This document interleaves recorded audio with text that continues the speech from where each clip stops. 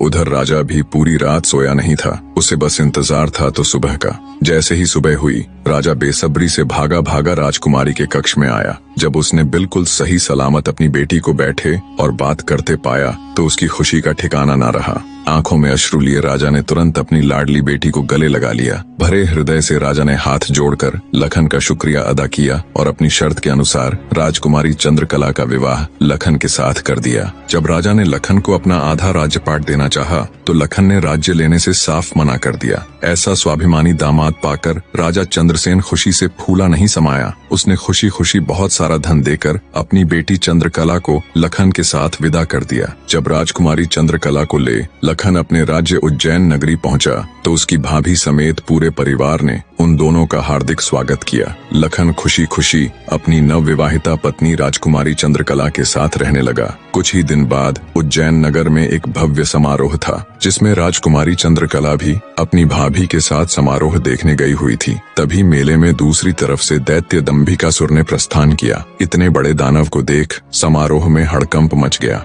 हर कोई अपनी जान बचाने के लिए इधर उधर भाग रहा था। दैत्य को देख राजकुमारी चंद्रकला भी अपनी भाभी के साथ जब समारोह से भागकर जाने लगी तभी दंभिकासुर की नजर राजकुमारी चंद्रकला पर पड़ गई। राजकुमारी के रूप यौवन को देखते ही दानवराज दंभिकासुर उस पर मोहित हो गया। दैत्य अपने पूरे जीवन काल में बहुत सी स्त्रियों के साथ खेला था पर आज तक उसने इतनी सुंदर स्त्री कभी नहीं देखी थी। पलक झपकते ही उसने चंद्रकला को उठा लिया और उसे राज्य के बाहर अपनी गुफा में ले गया।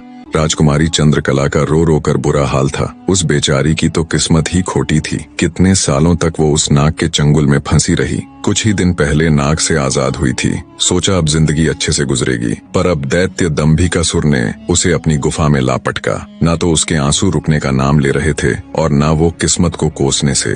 उसकी मनमोहक सुंदरता से अभिभूत दैत्य ने उसके साथ किसी प्रकार का बल प्रयोग नहीं किया। वह उस अद्भुत नारी को जबरदस्ती नहीं बल्कि उसकी सहमति से प्राप्त करना चाहता था। दंभिकासुर ने राजकुमारी से कहा, या तो तू अपनी मर्जी से मेरे साथ रहने के लिए सहमत हो जा, अन्यथा आजीवन तू ऐसे ही मेरी कैद में सड़ती रहेगी। दैत्य की बात सुन राजकुमारी चंद्रकला गुस्से से रोती हुई बोली, मैं तुम्हारे साथ रहने से पहले मरना पसंद करूंगी और अगर तुम ये सोचते हो कि तुम मुझे यहाँ उठा लाए तो मैं तुम्हारी हो गई तो ये तुम्हारी सबसे बड़ी भूल है। मेरा पति मुझे ढूंढते हुए यहाँ जरूर आएगा और वो तुझे छोड़ेगा नहीं। राजकुमारी की बात सुन दंभिकासुर घिनौनी हंसी हंसते हुए बोला, लगता है तुम पागल हो गई हो। मैंने तुम्हें यहाँ 7 तालों के भीतर बंद किया है। यहाँ तक किसी का भी पहुँचना असंभव है और अगर गलती से कोई यहाँ तुझे ढूंढता हुआ आ भी गया तो मैं उसे एक कीड़े की तरह मसल दूंगा। ये तो तेरी सूरत मुझे भा गई, वरना अब तक तू भी कब की ऊपर जा चुकी होती। तेरी भलाई इसी में है कि तू स्वेच्छा से मेरी बात मान जा,